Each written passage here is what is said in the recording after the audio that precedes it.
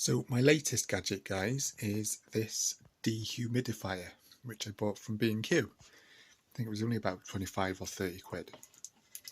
My room, it's a small box room in the house, and it gets a lot of sunlight facing on it during the day, so it gets quite warm, stuffy and humid in here.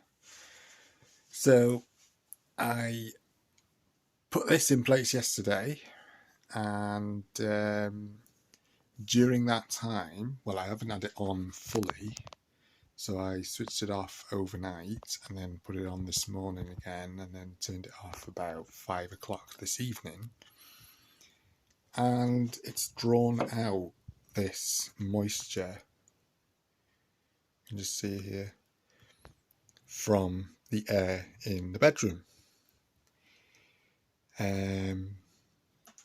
So it's a great little contraption, I find.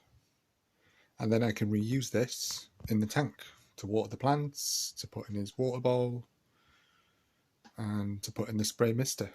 So it's reusing the water. So I'd definitely recommend one of these. If I mean, there's lots of dehumidifiers available online, Amazon, but this I just got from my local B&Q store. And it works really well, so yeah, I'm happy with that. Over and out.